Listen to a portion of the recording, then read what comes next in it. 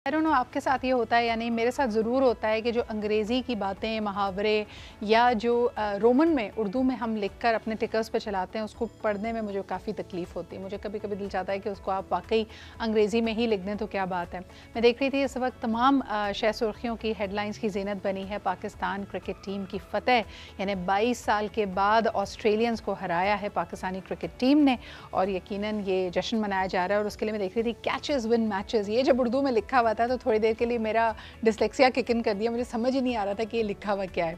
बहरहाल जी, आज हम बात करेंगे एक बड़े इंटरेस्टिंग टॉपिक के बारे में और मैं अपनी टीम से ये कहना चाही थी कि प्लीज़ अगर आपने ये लिखना हो तो आप ये अंग्रेज़ी में ही लिख दीजिएगा। हम बात करेंगे एनर्जी वैम्पायर्स के बारे में।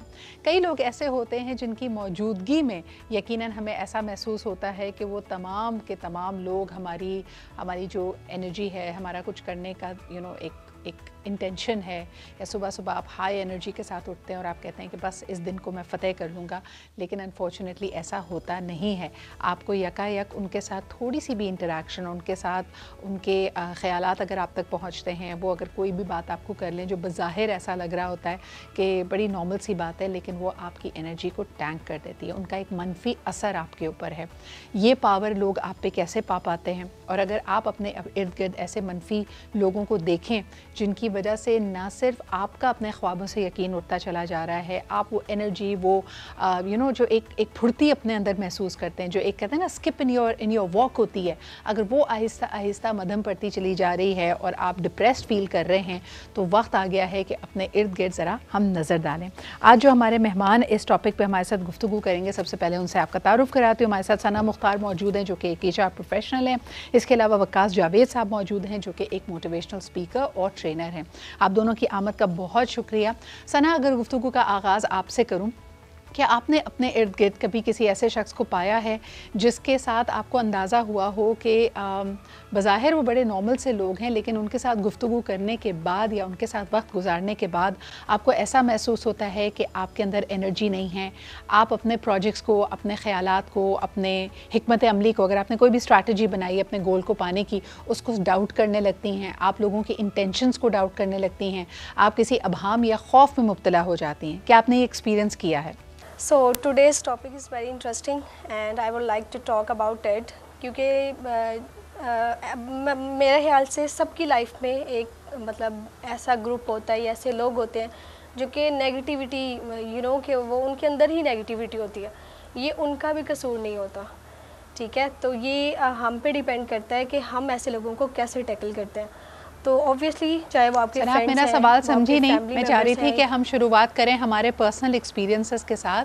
क्या आपने कभी एक्सपीरियंस किया है कोई ऐसा शख्स, कोई ऐसा दोस्त, कोई ऐसा relationship that you have outgrown और आपको ये एहसास हुआ हो कि इस शख्स की मौजूदगी अब मुझे हौसला देने के बजाय मेरे हौसलों को तोड़ती है? बिल्कुल ऐसे ही है, चाहे वो आपके फ्रेंड्स हैं या आपकी फैमिली है, तो उनमें से कोई भी हो सकता है जो कि आपको जो है वो नेगेटिविटी की तरफ लेके जा सकता है। And I experienced it so many times. बहुत से लोग आपकी ज़िंदगी में आपको मिलते हैं जो है वो, कुछ लोग तो बहुत पॉजिटिव होते हैं लेकिन कुछ लोग नेगेटिव होते हैं। ठीक है, और one of my friend you can say कि एक दफ़ा बस मतलब उनसे मेरा इस तरह से इंटरेक्शन हुआ कि she was very negative, right. जब भी हमने किसी टॉपिक पे बात करनी या किसी भी टॉपिक पे हमारा कोई कि एक बात चल रही होती थी, तो शी वाज़ ऑलवेज़ लाइक कि नेगेटिव पॉइंट्स उनमें से ढूंढना।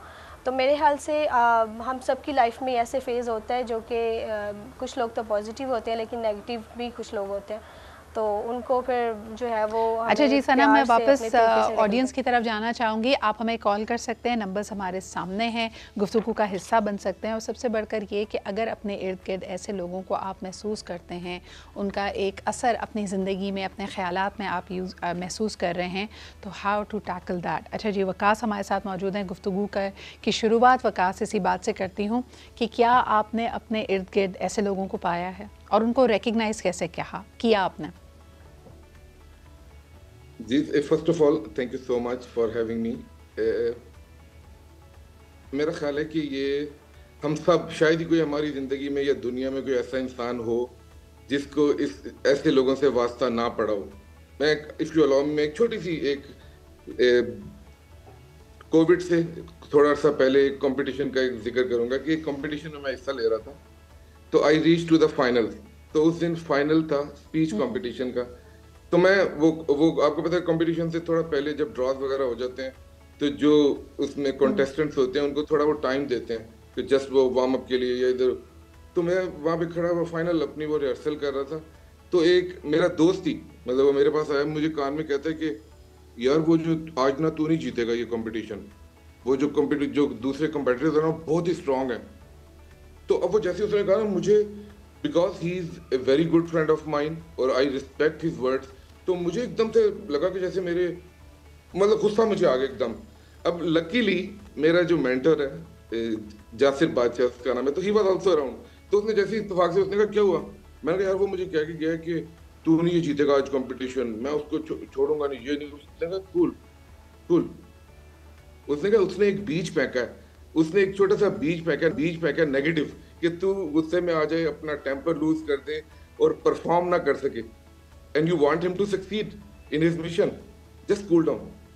उसने कहा चुप। मैं कहा मैं भी उसको बता के आता हूँ कि मैं, उसने कहा नहीं कुछ नहीं बताना, खामोशी से फोकस कर, जब हम जीतेंगे उसके बाद उसको जाके करना थैंक यू। तो मैं ये बता रहा हूँ कि लोग पीपल यू नो आप अपनी जिंदगी में कहीं ना कहीं दोस्तों में, फैमिली में, कोलीग्स में इस तरह के लोग आपको जरूर मिलते हैं जी। ये और बिल्कुल आप सही कह रहे हैं वकास कि ये एक तरह से कहते हैं कि आस्तीन में सांप की एक सिनारी होती है ना। पहले ज़माने में अक्सर हमारे बुजुर्ग हमें सलाह दिया करते थे कि अगर आपके पास कुछ अच्छी बात करने को नहीं है तो बहुत बेहतर है कि आप खामोश रहें। लेकिन अब हम सच्चाई की आड़ में, ऑनेस्ट फीडबैक की आड़ में कई दफ़ा बड़ी तल्ख बातें लोगों के कह जाते हैं, उनकी हिम्मत, उनके हौसले को तोड़ते हैं विदाउट एनी रियलाइजिंग दैट। लेकिन इसको तो यहाँ पर मुझे ऐसा लग रहा है कि मैं बेनिफिट ऑफ डाउट देख रही हूँ। लेकिन वकास साहब कई लोग ये सब चीज़ें इंटेंशनली भी करते हैं। हम जानना चाहेंगे कि ये दोस्त जिन्होंने बिल्कुल ऐन मौके पर एक मुकाबले से पहले आपकी एक तरह से हिम्मत तोड़ी, आपको नेगेटिव फीडबैक दिया, आपको जहनी तौर पे उलझा दिया, क्या आपने उनके साथ अपना जो राब्ता है, जो अपनी दोस्ती है, जो कनेक्शन है, उसको बरकरार रखा? सिद्रा आपने बहुत प्यारी बात कही। आई एम रियली इम्प्रेस्ड कि उनको हम बेनिफिट ऑफ डाउट देते हैं, यू नो, क्योंकि जी वो शायद मुझे पॉजिटिव, मुझे मोटिवेट करने के लिए ही आया हो, लेकिन उसका जो तरीका था वो गलत था, ठीक है। लेकिन लकीली मेरे साथ अल्लाह ताला ने जिंदगी में बड़े अच्छे दोस्त भी हैं जो मुझे, मतलब हम इंसान हैं, हम you know we are emotional human being, हम जज्बाती हो जाते हैं, गुस्से में आ जाते हैं, टेम्पर लूज करते हैं, लेकिन हमें if we are surrounded by some people कि जो हमें गाइड कर रहे हो तो आप बड़े खुशनसीब हैं। तो मेरे अल्हम्दुलिल्लाह आई एम वेरी लकी। तो मैं उस दोस्त को जब हम जीते, luckily I one first place in that competition, तो फिर वो जो मेरा मेंटर है उसने मुझे कहा गो टू हिम, जाके उससे को थैंक यू सो मच कि तुम्हारी जो बात थी ना उसने मुझे बहुत मोटिवेट किया। बड़ा इंटरेस्टिंग एग्जाम्पल है और मैं चाहती थी कि हम इसके ऊपर मज़ीद बेस करके बात करें। वकास साहब ये तो चले अल्लाह ताला का आप पे ख़ास करम था, आपकी तैयारी मुकम्मल थी, वो मुकाबला आपने जीतना ही था। लेकिन अगर एक लम्हे के लिए इमेजिन करें कि वो मुकाबला अगर आप नहीं जीत पाते, आप उसमें आपको शिकस्त होती, तो क्या इस शिकस्त की ज़िम्मेदारी आप कबूल करते या आप कहीं ना कहीं इस शख्स को भी उसका ज़िम्मेदार करार देते कि भाई तुमने ऐन मुकाबले से पहले आके जिस तरह की बात कही तो मेरा जहन उलझ गया? क्योंकि कई दफ़ा आपको दुगनी, देखें, एक तो थी कि आपकी सारी तवानाइयाँ, आपकी एनर्जी लग रही थी इस मुकाबले के लिए, दूसरी तरफ आप अपने जहन में एक और जंग लड़ रहे थे कि भाई लोगों का जो तासुर है, जो मेरे दोस्त का फीडबैक है, मुझे उसको भी गलत साबित करना है। तो ये दोहरी लड़ाई के लिए आपने साइन अप नहीं किया था। और एग्जैक्टली मैं यही बात बताना चाहती थी कि जो लोग आपकी ज़िंदगी में नेगेटिव या टॉक्सिक होते हैं, ये आपको चौमुखी, दो मुखी लड़ाई में जो है ना झोंक देते हैं कि चीज़ जिसमें आपने परफॉर्म करना ही करना है, और दूसरा आप अपनी जहन में भी एक जंग बर्पा कर देते हैं। तो इस पे मैं चाहूँगी कि आप मुझे ज़रूर बताएं कि अगर तो आप उस मुकाबले में ना जीतते तो क्या इसकी जिम्मेदारी आप 100% खुद लेते या कहीं ना कहीं इस शख्स को भी जिम्मेदार समझते? अगर आप मुझे इजाजत दें तो मैं आपको एक और अपने दोस्त की एग्जांपल करना चाहता हूँ, क्योंकि वो इट रियली हैपेंड। मेरा एक और दोस्त है, वो बहुत हार्ड वर्किंग, बहुत ही मतलब एग्जाम्पलरी पर्सन, मतलब उसने बड़ी मेहनत की, और वो भी किसी और साल की बात है, वो फाइनल में पहुंचा, और जब उसकी वो स्पीच वो स्टार्ट हुई कंपटीशन, तो उससे 1 मिनट पहले किसी ने उससे इसी तरह की कोई बात कही। आप यकीन करें, वो जब स्टेज पर गया तो he was a different person, he failed, मतलब उसको अपनी जो फर्स्ट लाइंस थी, जो ओपनिंग जो उसकी स्टेटमेंट थी, वो भूल गया। तो जब वो आया तो मैंने उसको बड़ा डांटा, मैंने कहा यार तूने क्या किया, इतनी मेहनत की, दिन रात हमने इतने हफ्तों लगाए, इतनी मेहनत की, और जाके स्टेज पे तो वो पहली लाइन भूल गया। वो कहते यार मैं जैसे स्टेज पे जा रहा था मुझे आके उन्होंने कह दिया कि जी तुम्हारी तो वो स्पीच ही बेकार है।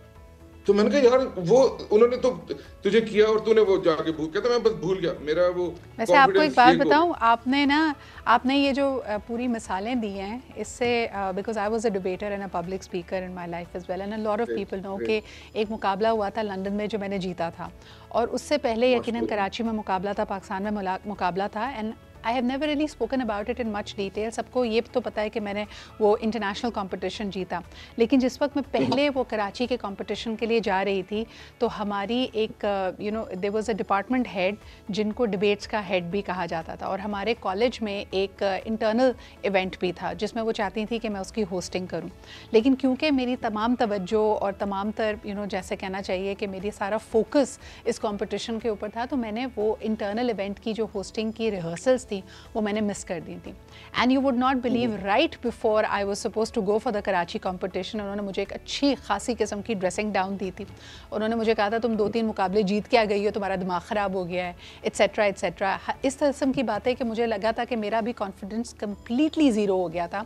And I called my mother up from the principles office के टीचर ने मुझे ये कहा है, एंड आई डोंट थिंक, और आप जब 14-15 साल की उम्र में होते हैं तो आपके लिए चीज़ें बड़ी मैटर करती हैं।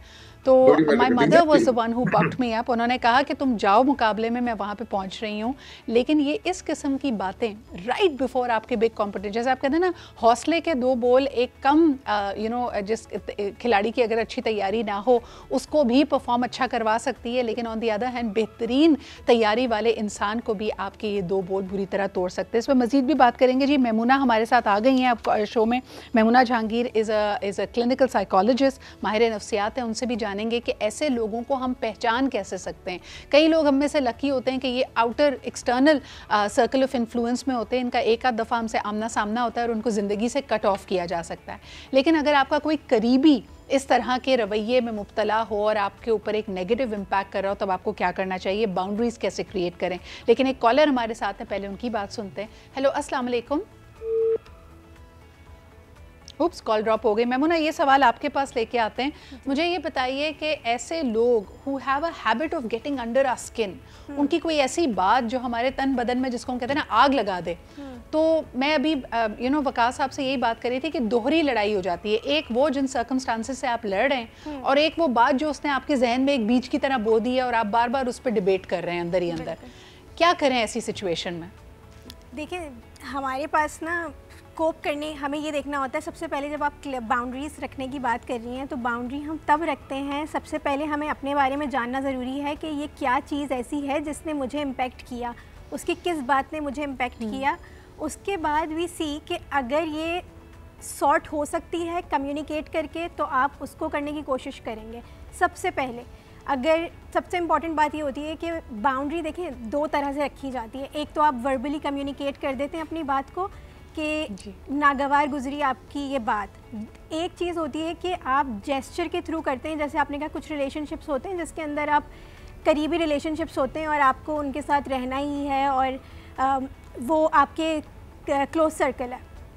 उस वक्त अगर आपको लगता है कि वर्बल कम्युनिकेट करने के बावजूद भी चीज़ें नहीं हो रही, तो आप अपने एटीट्यूड को उनके साथ चेंज करते हैं नॉन वर्बल तरीके से। जैसे कि अगर आप एक मोनोटोन रखते हुए या तो फिर not smiling much on their things, this gives them message कि ये बात आपको पसंद नहीं आई है।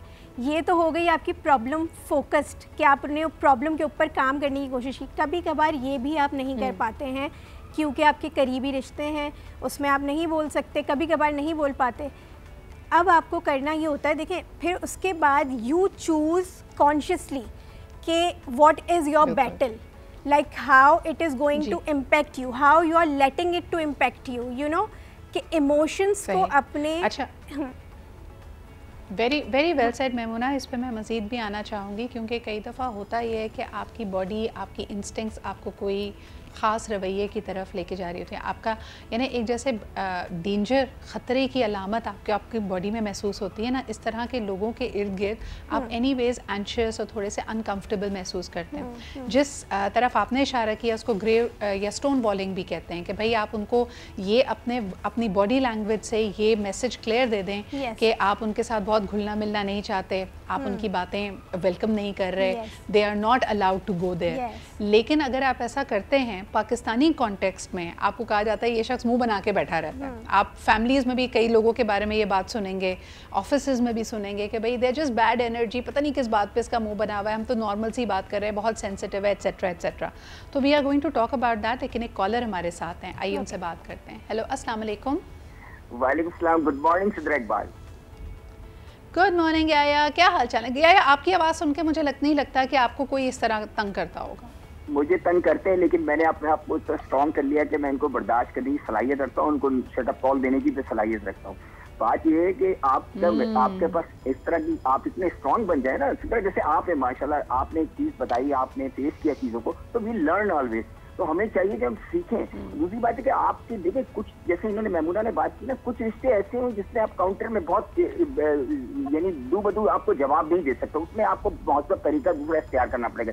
लेकिन कुछ ऐसे लोग होते हैं जिनको आपको कहना पड़ता है, उनको बताना पड़ता है कि भाई यू आर डूइंग रॉन्ग, आपको ठीक होना पड़ेगा, आप गलत कर रहे हैं। आपको पता है, बिल्कुल आपको पता है, मैं कोशिश, मुझे मेरा ख्याल आ रहा था कि आज मैं जब ये टॉपिक करूँ ना तो आप ज़रूर कॉल करें, क्योंकि मैंने एक बड़ी ज़बरदस्त मिसाल ओवर द वीकेंड देखी और मैं चाहती थी कि आपके साथ और व्यूअर्स से मैं ज़रूर शेयर करूँ।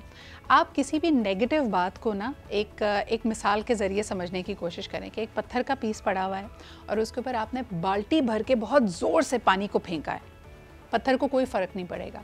लेकिन अगर यही पानी के एक साथ जो इंटेंसली हमने फेंक दिया, इसके बजाय अगर हम कतरा कतरा कतरा करके उस पत्थर के ऊपर गिराते रहें तो उस पत्थर में सुराख हो जाएगा। And when I heard that I was completely blown away. अक्सर हम जो मिसालें दे रहे होते हैं ना कि किसी ने एकदम से लैश आउट कर दिया, तो वो क्योंकि बात अनट्रू होती है और एक ज़ोरदार हमला आता है तो आप अपने आप को संभाल लेते हैं।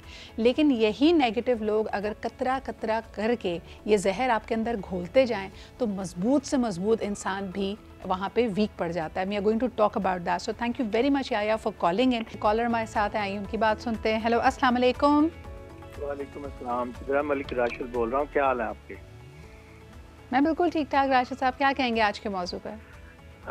टॉपिक बड़ा अच्छा है आपका और मेहमानों को भी अस्सलाम वालेकुम। बात यह है कि हज़रत अली रज़ी अल्लाह ताला अन्हु की सींग है, उनके मैं मफ़हूम बता रहा हूँ। हज़रत अली रज़ी अल्लाह ताला अन्हु फरमाते हैं कि अपनी खुशियों की हिफाजत करो, सबको सब कुछ मत बताओ। तो ये जब तक मैंने कॉल नहीं सुना था ना, तो मैं समझता था कि किसी को बताने में कोई हर्ज नहीं। लेकिन ये बुजुर्ग जो हमारे बताते रहे कि यार जब तुम्हें कोई कामयाबी मिलने वाली हो या तुमने जिंदगी में आगे बढ़ना है तो वो इतनी शेयर नहीं करते बात। तो मैं समझता था कि इसमें ऐसी क्या बात है, अगर बता दें जो कामयाबी मिलनी वो तो मिल ही जाती है, लेकिन रुकावटें होती हैं। लेकिन ये जो आप नेगेटिविटी फैलाते हैं, जो लोग हौसला शिकनी करते हैं, ये ऐसे करते हैं जैसे किसी को गुब्बारा होता है ना, बैलून, उसमें सुई चुभो दें आप उसको नीडल, तो एकदम से हवा निकल जाती है। तो वैसे ना बने आप हवा में उड़ने के लिए अपने विंग्स मजबूत करें, फिर खुद उड़ें, फिर कोई आपको सुई हुई चुभो नहीं सकेगा। इसके लिए एक हल, इसका सबसे बेहतर ये है सिद्रा की सबसे सिंसियर रिश्ता आपका दुनिया में वालिदैन है। वो आपको कभी नेगेटिव या हौसला शिकनी नहीं करेंगे। जिनके हयात हैं उनको अल्लाह जिंदगी दे, उनसे शेयर करें, उनको बताएं।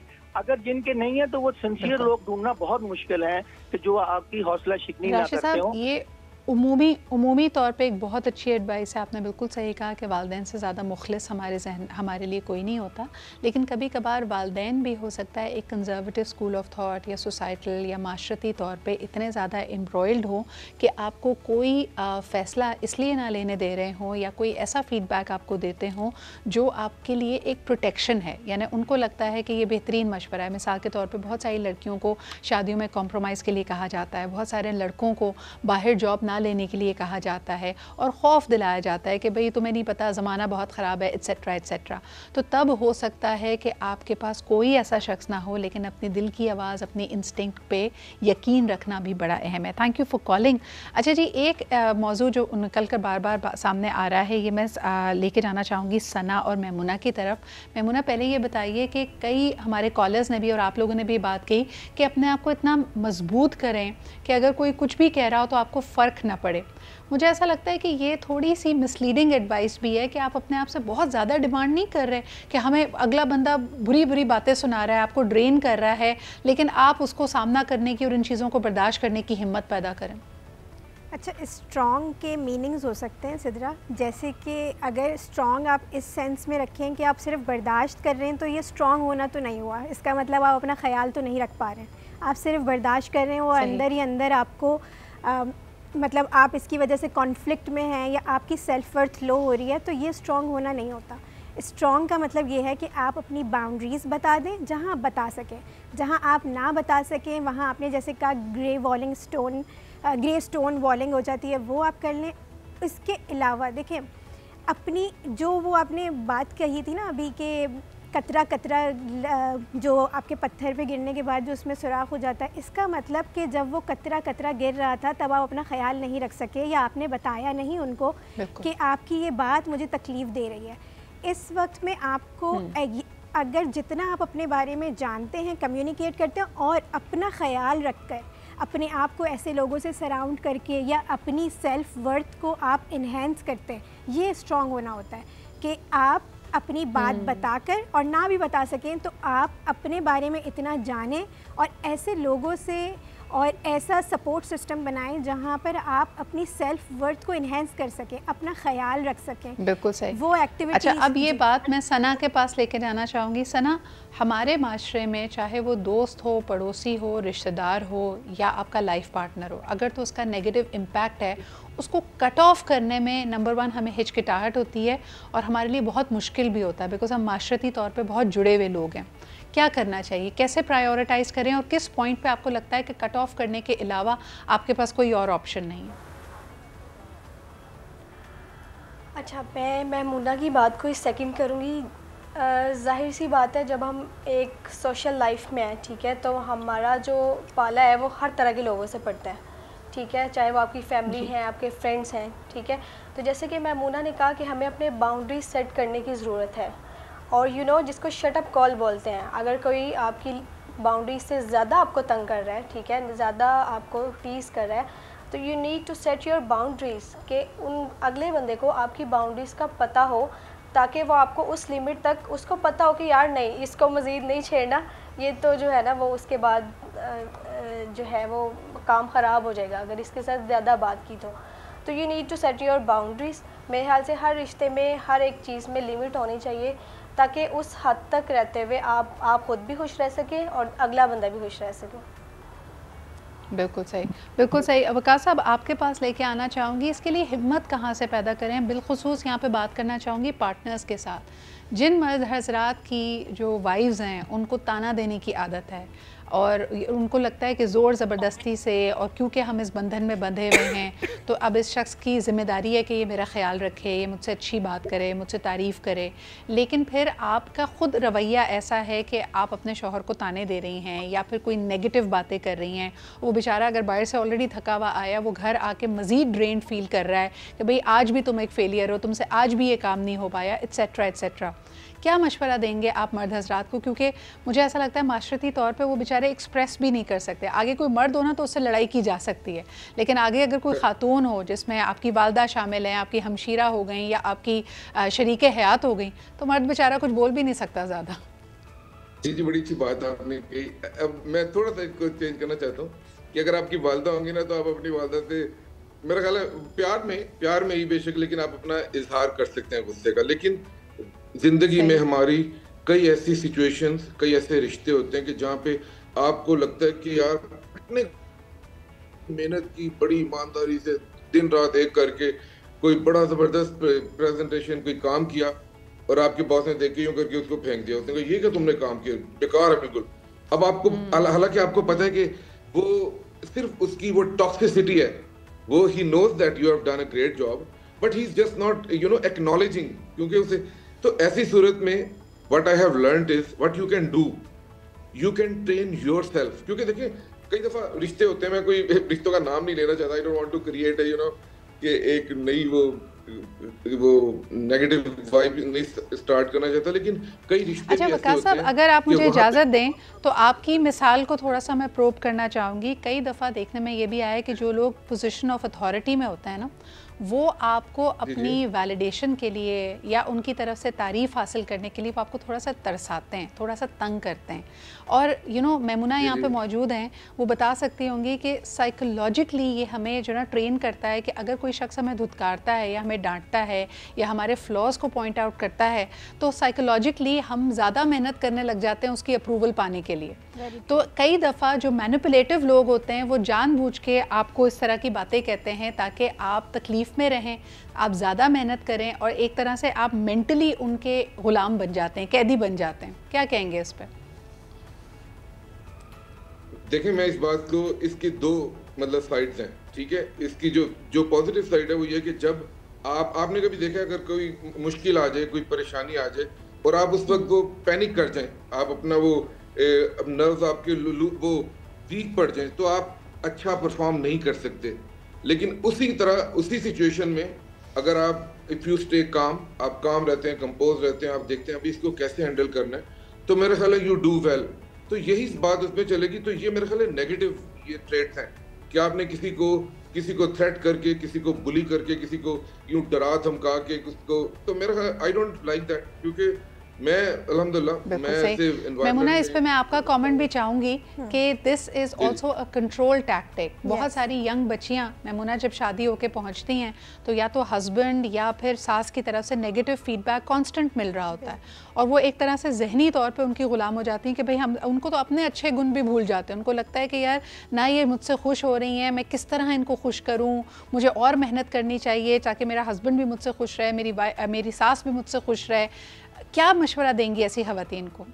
ऐसी ख़वातीन को देखिए, हमारे यहाँ बचपन से सिखाया ही जाता है ना लड़कियों बच्चियों को कि वैलिडेशन हासिल ही वहाँ से करनी है। वहाँ अगर आपकी तारीफ़ हो गई तो आप समझें मतलब कामयाब हो गए ज़िंदगी के अंदर। तो इस वक्त में देखिए मोस्ट इम्पॉर्टेंट बात ये है कि आपको ये पिक करना है। एक इंडिविजुएशन का ना एक कॉन्सेप्ट होता है जो हमारे यहाँ लड़कियाँ नहीं समझ पाती कि यू आर इंडिविजुअल बीइंग। आपको अपने बारे में जानना कि हु आर यू, तो दूसरे लोग जो हैं वो आपको इतना इम्पेक्ट नहीं करेंगे, या अगर वो आपको कर भी रहे हैं तो उस टाइम पे मोस्ट इम्पॉर्टेंट बात ये होती है कि आप अपने आप को वहाँ से डिटैच करें इमोशनली डिटैच करने का मतलब ये होता है कि आप रेगुलेट करते हैं अपने इमोशंस को। आप जानते हैं कि हस्बैंड अगर इस तरह की बात बोल रहे हैं तो अगर आप अपने आप को जानते होंगे, इंडिविजुएशन का कॉन्सेप्ट आपके अंदर होगा, यू नो योरसेल्फ, तो वो इतना इम्पेक्ट आपको नहीं करेगी। और एक इम्पॉर्टेंट बात जो और इसमें अपने आप को आपने बिल्कुल सही कहा कि ट्रेन करना पड़ता है। आखिरी सवाल, because last 30 seconds of the show होंगे, सना मैं चाहूँगी कि आप भी कमेंट करें। कई दफ़ा ऐसी सिचुएशंस में रिएक्ट करने से मना किया जाता है, लेकिन अगर this is weighing heavy on your heart और खामोशी इख्तियार करने का आपको लोग मशवरा दे रहे हैं, आप क्या कहेंगी कि इस पर आवाज़ उठानी चाहिए, तरीके से बात करनी चाहिए या खामोश हो जाना चाहिए? अच्छा सिद्रा, मैं इस पे ये कहना चाहूँगी कि वो तो सब ने ही सुना होगा कि एक चुप और हज़ार सुख, लाइक ठीक है। तो कुछ समटाइम ऐसे होता है कि आपको you need to be silent, आपको खामोश रहकर उस चीज़ को बर्दाश्त करने की ज़रूरत है। लेकिन समटाइम सिचुएशन इतनी स्वेयर हो जाती है कि आपकी बर्दाश्त वो चीज़ बाहर हो जाती है, राइट। तो फिर उस चीज़ पे रिएक्ट करना और अच्छे तरीके से रिएक्ट करना, अगले बंदे को बताना कि आई एम हर्टिंग, ठीक है, कंटिन्यूसली। तो थोड़ा सा उस चीज़ को प्यार से टैकल करने की ज़रूरत बिल्कुल सही, यानी आप आगे बढ़ के उस पर बात ज़रूर करें। जैसे अंग्रेज़ी में कहा जाता है कि if it is costing your peace then it is too costly. यानी कई दफ़ा लोग कहते हैं कि जी घर का सुकून बरकरार रखें, बेशक आपके अपने दिल का सुकून गारत हो जाए। That is when you need to prioritise. बड़ी अच्छी बातें मेरे पैनल ने की, इंडिविजुएशन, अपने आप को आसाबी तौर पर मजबूत रखना, बर्दाश्त का एक लेवल रखना, ये सब बड़ी अच्छी ज़बरदस्त एडवाइस थी। बहुत शुक्रिया जी। वकास साहब हमारे साथ मौजूद थे, सना थी और मेमुना थी। इसी के साथ आज की कॉन्वर्जेशन अपने ख़िताम को पहुँचती है, बट बी माइंडफुल कि आप अपने इर्द गिर्द किस लोगों की सोबत में और वहाँ पर क्या इम्पैक्ट लेके आ रहे हैं। इसी के साथ मुझे इजाज़त दीजिए, इंशाल्लाह कल फिर मुलाकात होगी। खुदा हाफिज़।